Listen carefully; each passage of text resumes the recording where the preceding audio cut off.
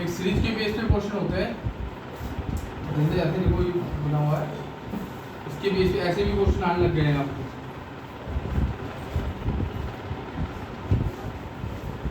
F G H 9 Z U V N M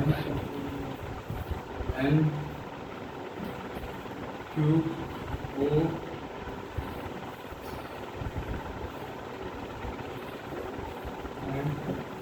और एक, ठीक है।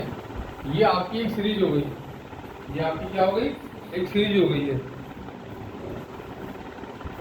ठीक। अब इसके बेस पे क्वेश्चन होते हैं, ठीक है।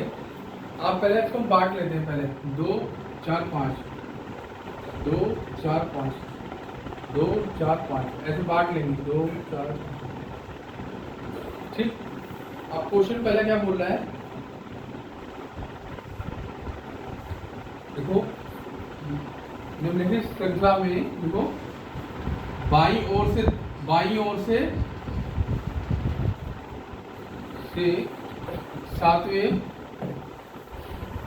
बाईं ओर से सातवें के दाईं में राइट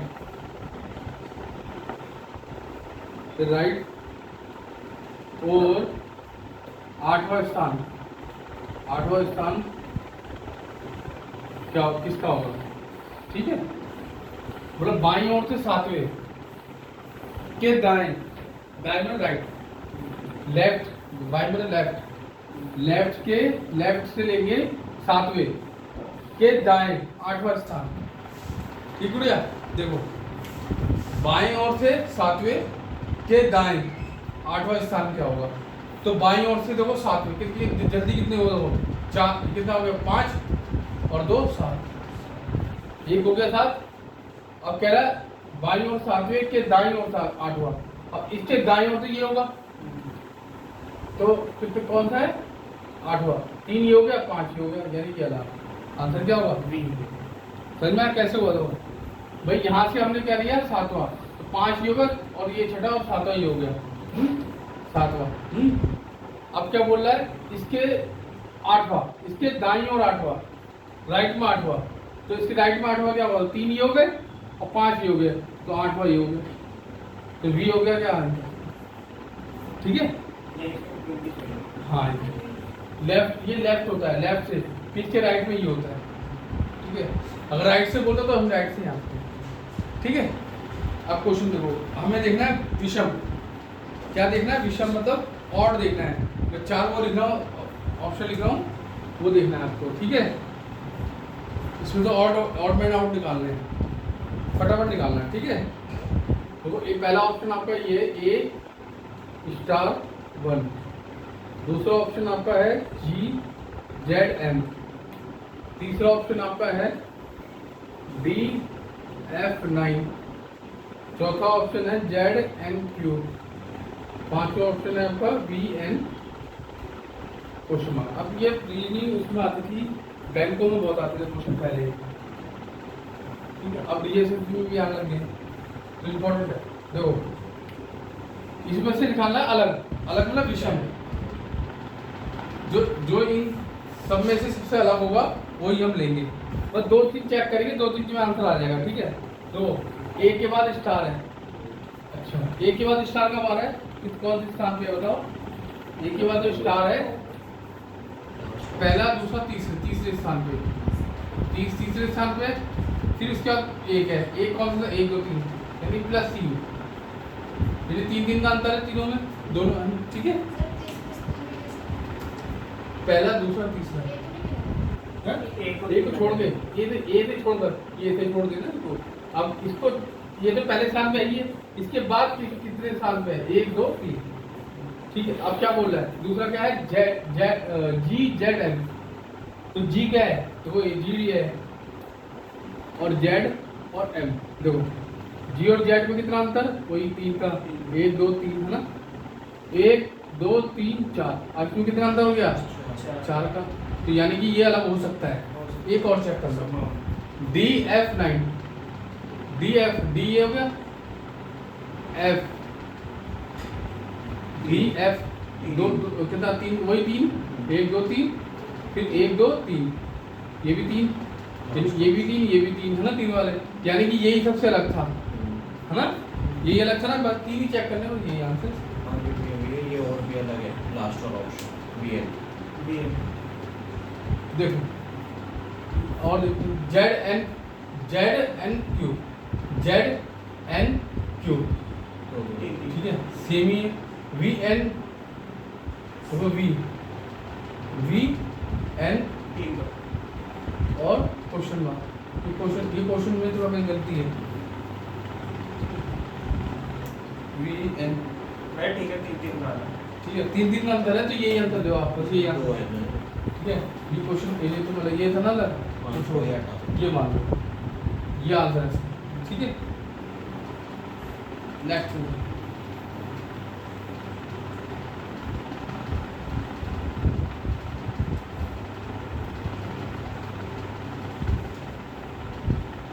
फिर मैं क्वेश्चन ऐसे ही आपको क्वेश्चन करने हैं एग्जाम में आएंगे तो। चलो अब एक ना क्वेश्चन और लिखते हैं, एक ना कोडिंग डिकोडिंग का क्वेश्चन आता है, बहुत पूछता है एग्जाम में, ये तो बस अब तुम समझ लो, बस में समझना है पेपर, ठीक है, इसमें समझ लो, फिर अपना आप ही करना है, इसमें जब मैं पेपर दूंगा ना तो एग्जाम का देखो क्वेश्चन,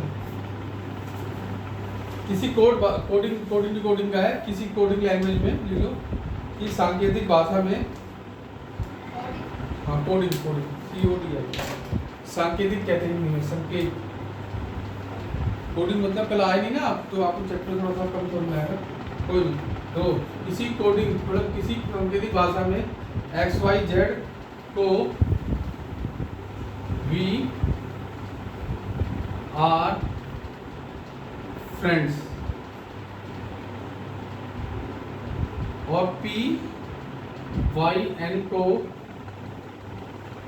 PYN को दे आर क्लासमेट्स, बहुत इंपॉर्टेंट है ये, बहुत आता है पेपर में, दे आर क्लासमेट्स।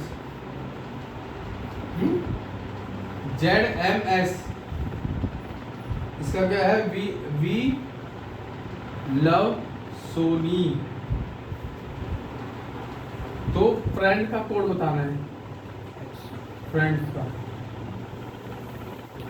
ठीक है।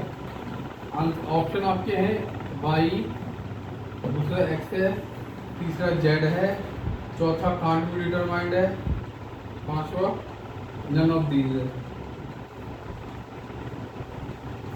ठीक है बच्चों। आप देखो लोग कैसे करते हैं, क्या बोल रहा है, इसका कोड ये है, अब जरूरी नहीं है कि एक्स का कोड बी हो और वाई कोड आर हो, जेड का कोड फ्रेंड्स हो, ऐसे नहीं है, ये आगे पीछे हो सकते हैं, ठीक है। तो इनका कोड ये है, इनका कोड ये है, इनका कोड ये है, तो पूछ रहा है कि इसका कोड क्या है, ये क्वेश्चन इस तरह से आता है, एक ही क्वेश्चन आएगा आपके एग्जाम में, पहले 5 क्वेश्चन आया करते थे, अब एक ही आता है, DSS में बहुत आता है क्वेश्चन, तो पैटर्न अब चेंज हो रहा है, तो धीरे धीरे मतलब ये क्वेश्चन की आने की चांसेस ज़्यादा है। देखो हमें फ्रेंड पूछ रहा है, तो फ्रेंड पूछ रहा है हमें, ये पूछ रहा है ना हमसे, अगर हमसे ये पूछ रहा है तो हमको ना इन दोनों कोड पता होना चाहिए, एग्जैक्ट में है क्या। अब देखो आर यहाँ पे भी है, यहाँ पे भी है, यहाँ तो नहीं है ना, तो आर दोनों में, तो दोनों में कॉमन क्या है, वाई, तो ये कट जाएगा, यानी आर का कोड क्या होगा, वाई हो गया, कट गया। अब मैं दूसरा क्या बोल रहा हूँ कि दे वी का है, वी यहाँ पे भी है, वी वहाँ पे भी है, तो यानी कि यहाँ पर क्या है, वी यहाँ पे जेड कॉमन है, तो इसी कट गया, तो हमारा क्या बचा, एक्स किसका कोड हुआ, फ्रेंड्स, ठीक है, तो कर लिया था। और कोई क्वेश्चन,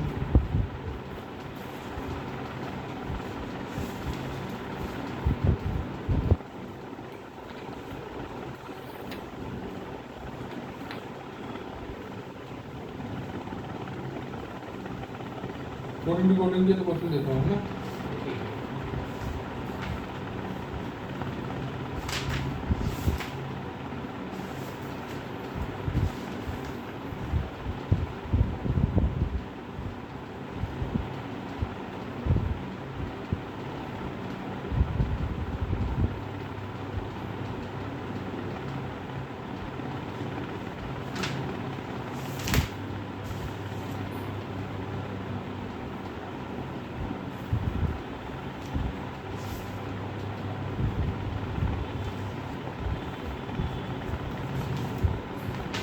तो ये क्वेश्चन अभी मिलेगा तो कराते हैं।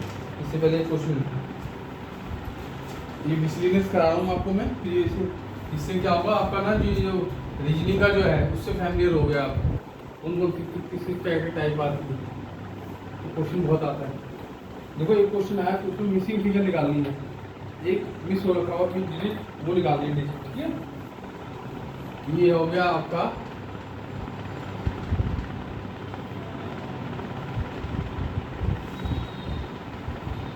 बिजनेस पहाड़े याद करके वही कर पाएगा ऐसे नहीं तो भी और तो मुँह ताक के रहेंगे।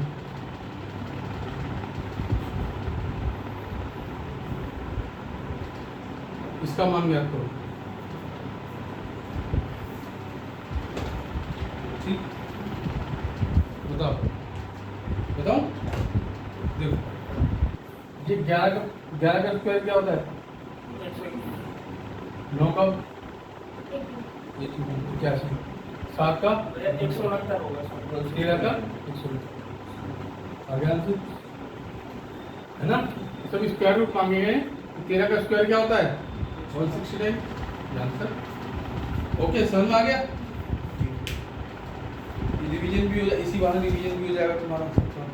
आप सिटिंग अरेंजमेंट का क्वेश्चन करते हैं, बता दूं एक क्वेश्चन और कोडिंग कोडिंग करा दो, बहुत आता है क्वेश्चन मैट्रिक्स का। हमारा भी सीपीएसआई का पेपर देने जा रहे हो ना, मैट्रिक्स कर लेते हो ना वैसे तो। रीजनिंग में थोड़ा कितने मार्क्स बन रहे हैं ये भी देखना पड़ेगा आपको जज करना होगा रीजनिंग के।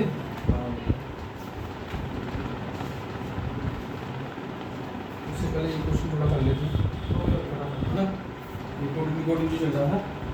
देखो चैप्टर पे ही आ गया मैं, ठीक है। तो क्वेश्चन क्या बोल रहा है?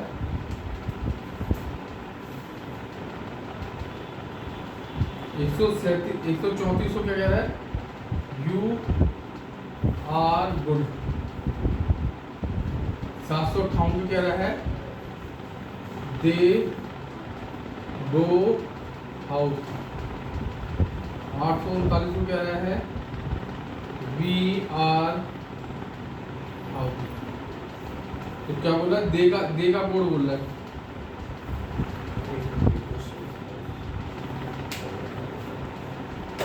कैसे कर दो? उठाओ दे का कोड। अब दे देखो ना, दे यहाँ पर है ना, और क्या फिर बाकी क्या है? गो हाउस है। तो हमें क्या गो हाउस का पता नहीं कोड, क्या पता चाहिए? गो हाउस का। तो गो हाउस हाउस यहाँ पे भी है ना। तो दोनों में कॉमन क्या 8 है ना, कट जाएगा। अब गो और का है, और गो कहाँ पर है? किसका बताना भैया? हमें दे का बताना है। तो गो तो है ही नहीं, गो का यही नहीं है ना। तो यानी कि आपका ये दो कोड बनेंगे, या तो 7 होगा या 5 होगा, ये आंसर, ठीक है। उसमें ऐसा होता है तो वो हो जाते हैं। देखो ऑप्शन देखो, होता है बैंक में बहुत पहले बहुत बैंक में होता है। आपका एसएससी और एग्जाम दे। देखो नेक्स्ट क्वेश्चन और दे दूँ, इसके एप्रिशिएट करने वाला करते हैं। तो वो 786 इसको क्या लिखा जाता है? Study very hard. 958 hard work is 645 study and work. तो वेरी का कोड पूछ रहा है, वेरी का। तो वेरी कैसे निकालोगे? देखो बेटा, देखो इधर देखो, तो यहाँ वेरी निकालना है तो हमें स्टडी का और हार्ड का पता होना चाहिए। पता होना चाहिए ना। ये कैसे पता लगेगा? देखो स्टडी देखो कहाँ है। स्टडी 2 जगह है, एक यहाँ पर है और एक यहाँ पर है। 6 का है ना, हो गया ना। वेरी निकालना है, हार्ड ये भी हार्ड का कोड क्या है यहाँ पर? 8 और 8 7 क्या हो गया? है जी क्वेश्चन। अब हम करते हैं सिटिंग अरेंजमेंट।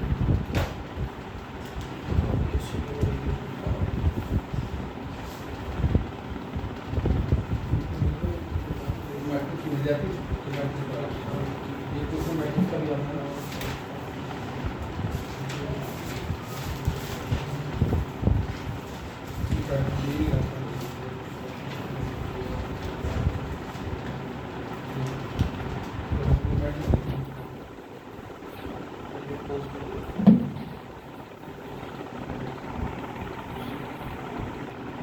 अब देखो इसने बोला फिश का कोड बताओ, तो फिश का कैसे लिखेंगे वो?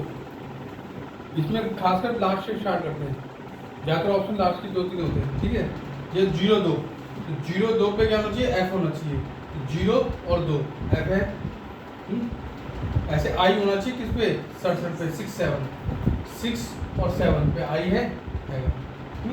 अब क्या बचा? S पे क्या होना चाहिए? 3 और 4, यहाँ पे S नहीं, ये ना H आ रहा है, यानी कि ये तो ऑप्शन होगी, ये तो आंसर नहीं हुआ। नेक्स्ट 33 वाला देखो, 33 में क्या है? 3 और 3 F है। 88 पे क्या I है? 88 पे I है? नहीं है। 88 पे I नहीं है, तो ये भी नहीं हो। अब देखो 33 तो है गए, I 86 पे I हैगा। 88 पे S हैगा। 8 यहाँ से 8 ये S लाना ना यहाँ पर। 41 पे क्या लाना है? H 41 H किया, ठीक है। समझ में आ गया? समझ में आ गया ना ये चीज? अब इस तरह से आपको ये मैट्रिक्स से सवाल है, जो मैट्रिक्स कहते हैं, ये एग्जाम में आया करता है, अक्सर आते हैं क्वेश्चन, ठीक है। एक क्वेश्चन और देता हूँ, फिर एक मतलब ये आपका मतलब मांगूंगा, फिर ये हो गया, ठीक है। एक क्वेश्चन और कर दो बस, इसमें देखो ये वाला क्वेश्चन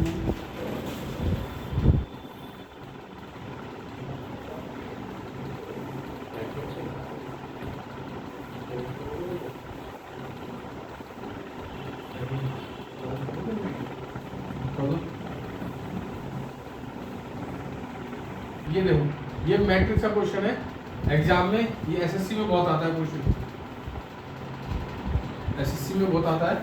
देखो इसमें क्वेश्चन क्या बोल रहा है? पैन का कोड बताना है, पैन का कैसे बताओगे? इसमें खासकर लास्ट से स्टार्ट किया करो, ठीक है। तो देखो 65 होगा, 65 पे क्या P बनना है? 65 पे क्या P बनना है? नहीं, O बनना है, तो यानी ये ऑप्शन तो होगा, पहले में ही कर दो। 86 पे क्या P बनना है? 8 और 6 L बनना है, तो ये भी नहीं होगा। वही 86 8 और 6 यहाँ पे L बनना है ना, तो ये भी नहीं होगा, ठीक है।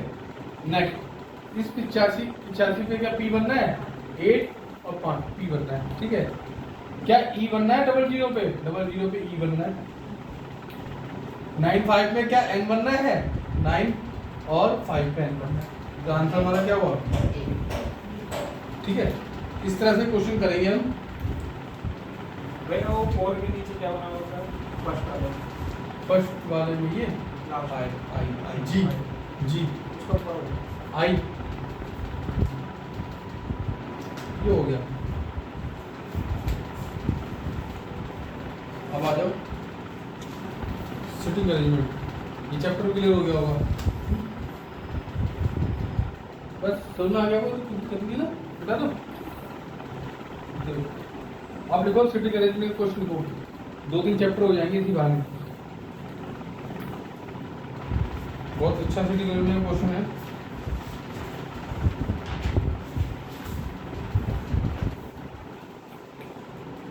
प्यारे बच्चों देखो अब इसमें क्या होगा, कुछ व्यक्ति बैठे होंगे, कभी कभी वो सर्किल में बैठ जाते हैं, कभी लाइन में बैठेंगे, ठीक है, कभी आमने सामने बैठेंगे, इस तरह से होता है, ठीक है। तो क्वेश्चन कैसे लिखो? क्वेश्चन 8 मित्र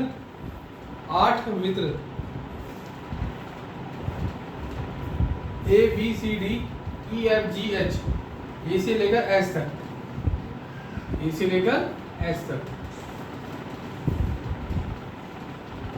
एक वृत्ताकार घेरे में, वृत्ताकार ना वृत्त के आकार का, गोल,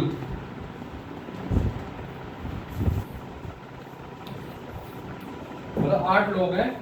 कैसे हैं देखो, A B C D E F G H, ये 8 लोग हैं आपके पास, ठीक है। अब क्या बोल रहा है, एक वृत्ताकार घेरे में, एक वृत्ताकार यानी गोलाकार, गोल मतलब वृत्ताकार सर्किल टाइप में घेरे में केंद्र की ओर मुख करे, केंद्र की ओर वृत्ताकार घेरे में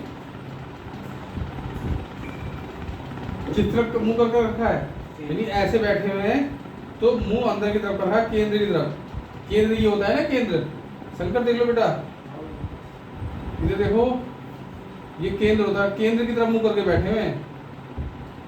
8 लोग हैं, 1 2 3 4 5 6 और 7 और ये 8। समझ में आया बेटा? अब केंद्र की तरफ मुंह करके बैठे हुए हैं, ठीक है। अब क्या बोल रहा है, बी जी और डी के बीच बैठा, लिखो बी जी और डी के बीच बैठा है, बी जी और डी के बीच बैठा है। एच बी के बाईं ओर तीसरा, एच एच बी के बाईं ओर तीसरा, लेफ्ट लेफ्ट, एच के, एच जो है बी के लेफ्ट की ओर तीसरा, थर्ड, और ए के दाईं ओर दूसरा है, यानी ए के राइट में दूसरा।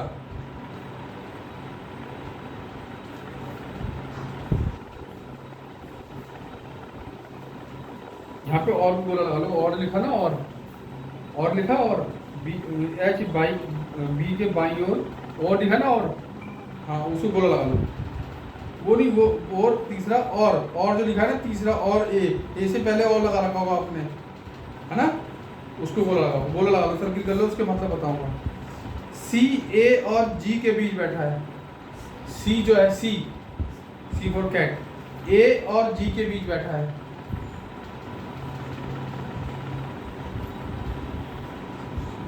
ठीक है। बी और ई एक दूसरे के सामने नहीं बैठे, एक दूसरे के सामने नहीं बैठे, एक दूसरे के सामने नहीं बैठे,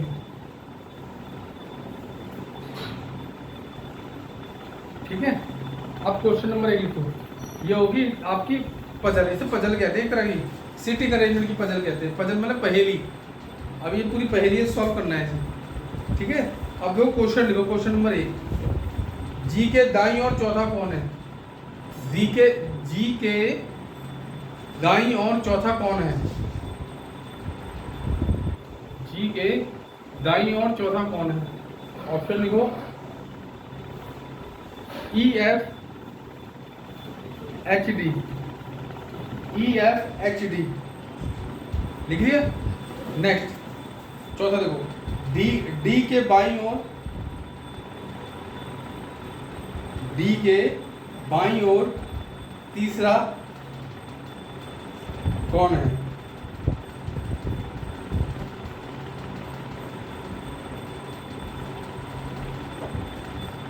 हो गया। और इसमें एक क्वेश्चन है, बहुत लंबा क्वेश्चन है, उसकी बात करेंगे। देखो, A B C D E F G H एक वृत्ताकार घेरे में बैठे हैं, ठीक, मुख करके बैठे हैं केंद्र की ओर। बी जी और डी के बीच बैठा है, यानी बी जो बैठा है ना, जी के बैठा और डी के बगल बैठा है। आप लोगों को दो तरह से बंदा बैठ सकता है, बी बैठा है तो जी और डी ऐसे हो सकते हैं और ऐसे भी हो सकते हैं।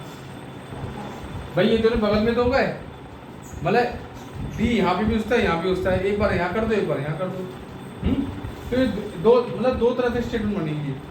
तो मैं एक सर्किल और बना देता हूँ इधर, ठीक है, एक सर्किल यहाँ बनाया था,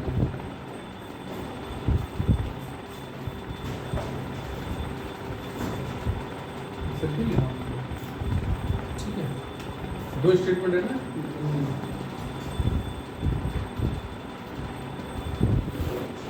तो ये क्या बोला, बी जो है एच बी जी और डी के बीच बैठा है, तो बी जी और डी के बीच बैठा है, बी जी और डी के बीच, दो तरह बन गए।